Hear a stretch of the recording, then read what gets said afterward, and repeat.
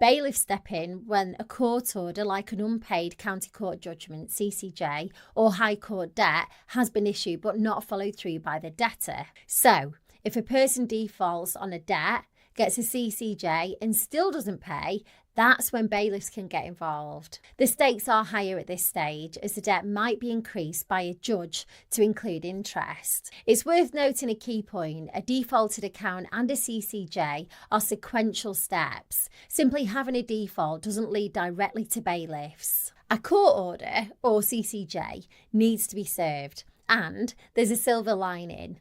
If you clear the debt within 1 month of receiving a CCJ, it gets discharged, closing the door on the bailiffs for that particular debt. Now, what types of debt can bailiffs collect? They deal with a wide range from personal loans, credit card debts and private parking fines to catalogue arrears, store card debt, council tax debt, court fines, and even HMRC debt. Before bailiffs come knocking, they're obliged to send a notice of enforcement letter. This letter serves as a formal heads up, letting you know that they're about to step in. It's a window of opportunity for you to either pay up or establish a payment arrangement. If you ignore this notice, expect a visit after 7 clear days. But let's say you genuinely can't pay the full amount. What then? Well, there are options to consider: debt management plans, debt relief orders, DROs, and individual voluntary arrangements.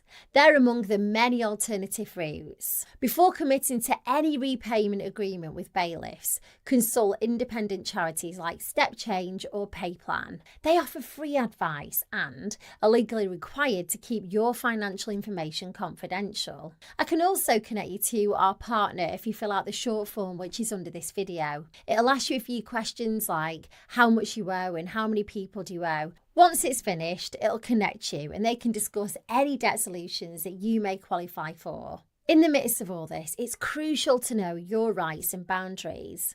There are specific situations like if you're seriously ill, pregnant, or have severe mental health issues that can stop bailiffs from entering your premises. If they can't make an entry, they might attempt again, or in rare cases, ask for a forceful entry warrant. More often though, they'll return the debt to the original creditor. What's the best bet if they are at your doorstep? Well, contrary to popular belief, they can't just barge their way into your house.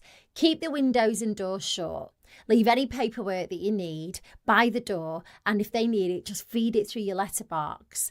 Park your car on private land, like in a garage or at a friend's place, so that it can't be seized. If it's a hire car, you need proof so they can't take it away, so get those documents by the door as well. The only time bailiffs can enter your home without permission is to collect court fees or HMRC debt. But be wary. If they've previously entered peacefully, they might have more leverage to insist on entry. Bailiffs usually operate between 6 a.m. and 9 p.m. They can visit your home or business premises. However, when dealing with personal debts, they mostly prefer to come to your home. Always ask for the paperwork and ID. They should provide proof of their identity, the debt, and their right to come to your property is usually a warrant of possession or a high court writ. And in our digital age, don't be surprised if they present these documents electronically. Bailiffs are inclined to recover as much debt as possible for their client, the creditor. While they have the right to refuse a payment plan, they often look for indicators of your genuine intent and ability to pay. Spotting valuable assets at your property may make them lean towards seizing your goods. However, creditors sometimes give specific instructions to bailiffs either to recover the full amount or to be open to accepting a structured plan. Offering a substantial lump sum initially can demonstrate your seriousness about settling the debt, making it more likely for a payment plan to be approved. So what can bailiffs actually take?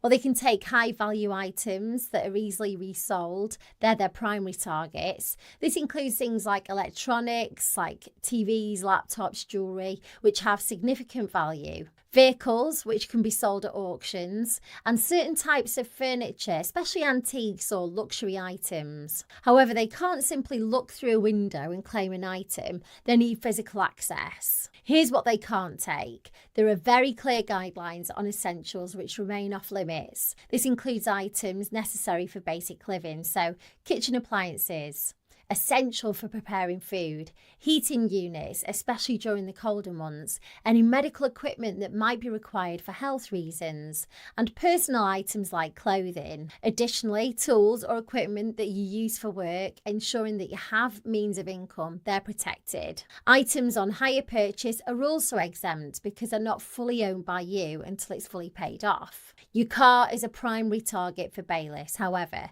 there are clear guidelines. If it's a mobility vehicle, it's exempt. Additionally, if your car's deemed below the value of £1,350, it remains untouched. If targeted, bailiffs may clamp your vehicle. That happened to me, usually giving you a short window, typically 2 hours, to settle the debt before towing it. Bailiffs are persistent, but there's a limit to their attempts. They can officially visit your property up to 3 times. However, a visit only counts if you're actually at home. If you're not around or choose not to acknowledge them, it doesn't get chalked up as one of their attempts. In cases where you can't pay and have no tangible assets for bailiffs to seize, your case might circle back to the original creditor.